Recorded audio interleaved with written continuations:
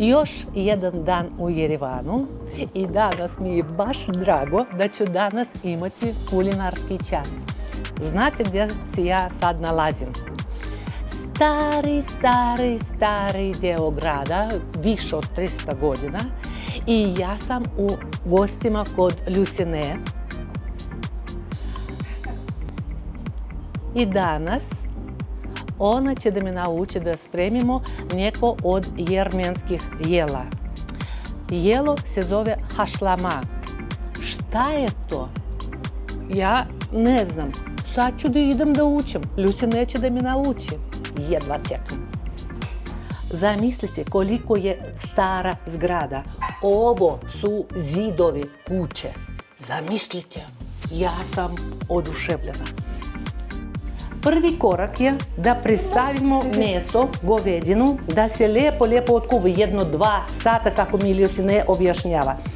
Sad idemo u dalju pripremu jela i ljuštimo krompir. Sljedeći korak je da nasjećemo paradajz u ovakve kružiće. Sad ću ja da pomognem Lucine.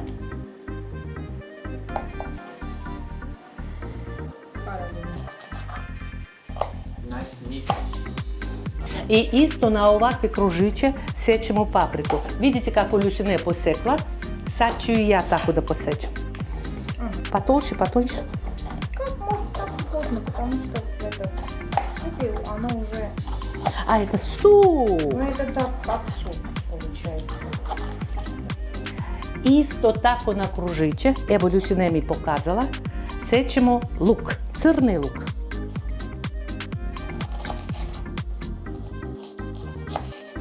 Eto tako. Još jedan praktični savjet od Lucine. Ako hoćemo da se brže skuva jelo, onda krompir sećemo na polutke. A ako ne žurimo, onda možemo da ubacimo i kao celo. Sad ćemo. Ipak, mi ćemo da posećemo. Ne mogu da čekam da dobijem jelo. Pogledajte kako se skuvalo meso. Vidite, može da bude i sa koskom, a možete i bez koske, ako želite. Ali lijepo da se skuva. Lucina mi rekla da stavljamo naše kružiće paradajza na dno, ali da ne preteram, zato što treba nam i druge slojeve. Evo tako. Isto tako stavljamo sloj paprike. Isto morat ćemo da razaberemo na kružiće. Sad ćemo da stavimo krompir. Stavili smo povrće, sloj paradajza, luka pa krompira i sad ćemo da stavimo meso. Stavit ćemo sve meso što smo skuvali, kako objašnjava Lucine. Šta god smo skuvali, stavljamo sad meso. I opet stavljamo drugi sloj povrća. Prvo paradajz, poslije po istom postupku luk, razabrani na kružiće.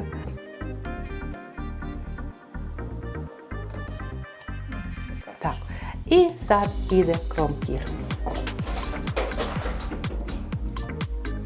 Ostalo je samo da zalijemo, da procedimo buljon u naše jelo. I obratite pažnju, buljon mora da se poravnja sa našim sastojcima. Stavili smo naš lonac hašlamu na jaku vatru i poklopili. Kad bude provrelo, smanjit ćemo vatru i da damo da se prokuva 25 do 30 minuta. Pa ćemo da vidimo. Ja ni sama još ne znam šta će biti. Ja sam oduševljena sa kuhinjama kavkazskih naroda zato što oni jako puno koriste začinsko bilje. Za meni je to milina. Sad imamo plavi bazilik, rehan, imamo korijandar i imamo mirođiju, moju omiljenu mirođiju. Sve će to da ide u naše jelo. Samo da posjeckamo. Za nekoga je to možda krupno sečenje, ali Lucina je meni rekla da nasečem baš tako. Još jedan praktični savjet od Lucine u vezi spremanja hašlame.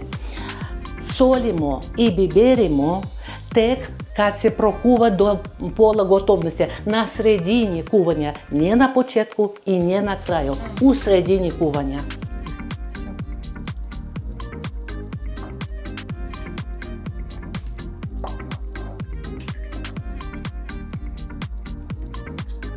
Koliko u jelu već ima paprike, aljevu papriku možete i ne dodavati. Samo po vašem ukusu. Dok čekamo da hašlama se kuva, izašli smo na terasu da popijemo kaficu i iskoristit ću ovu priliku. Obratite pažnju kako su obrađeni prozori, arhitektura ove starinske zgrade, više od 300 godina. Zašto baš tako? A zato što je zgrada iz vremena kada je Jermenija bilo pod utjecajem, pod vladavinom Perzije, Irana današnjeg. U sovjetska vremena htjeli su da sruše ovu starudiju i da napravi neke solitere na sovjetski način. Niko nije dao. Ni do dan danas, ni poslije raspada Sovjetskog saveza. Ostala je ova zona starinskih zgrada. Stari starinski zgrad. Ja sam oduševljena. Još jedan detalj na koji hoću da obratim vašu pažnju. Sad pijemo kafu. Pogledajte na stolnik. Kakvi to tradicionalni jermenski ornament i većinom to je ručno tkani materijal. Predivno nešto. Hašlama je maltene gotova, možda 99% je gotovo. I sad je vrijeme za zeleniš. Interesantna stvar, jermenska tradicija. Oni su jako pažljivi prema svojim gostima i znaju da neki ljudi ne vole začinsko bilje. Šta onda rade? Postavljaju ovako zeleniš posjeckani i jedna varijanta je da stavljamo na dno činije u kojoj će biti posluženo jelo. Druga varijanta, uopšte ne dodajemo zeleniš. Treća varijanta, ako je gazdarica sigurna da svi vole zeleniš, onda zeleniš ide polovina u šerpu, a polovina po činijama. Jako interesantno. Luciné mi je dozvolila da ubacim sav zeleniš u jelo. To ću ja i da uradim, jer ja volim zeleniš. Naša hašlama je gotova. Luciné nam je poslužila domaće vino, ali ja jedva čekam da probam. Jedva čekam da probam. Now, according to Armenian traditions, you have to wait for 1 hour before starting to eat. Oh no, I cannot wait for so long. Oh no, so help yourself. Thank you. No, it's a lie. It doesn't exist. Ajde ja da poslužim Artura. Pogledajte kako je meso. Pogledajte kako je povrće. Ima tu i paprike, i luka, i paradajza. Milina. I da zalijemo to sa buljonom. I sad ćemo da uživamo. How do you say in Armenian bon appetit? They say anush. Anush. Živeli, Anush, prijatno. Yeah, in Armenian also, if I'm saying cheers, like a salute, you could say kenatset. Kenatset. Kenatset. Anush. Mi sad ručamo hašlamu. Narode, iskreno da vam kažem, ovo je božanstveno. Jeste jelo sa mesom, sa krompirom. Sito je, zasićuje. Ali paradajz daje kiselkastu notu i ta kiselkasta nota tako lijepo osvježava i jelo postaje tako lagano, prijatno, nemoguće je prijatno i interesantno. Jedna stvar. Treba nam i kašika, i viljuška, i nož, zato što moramo nekako da sećemo meso.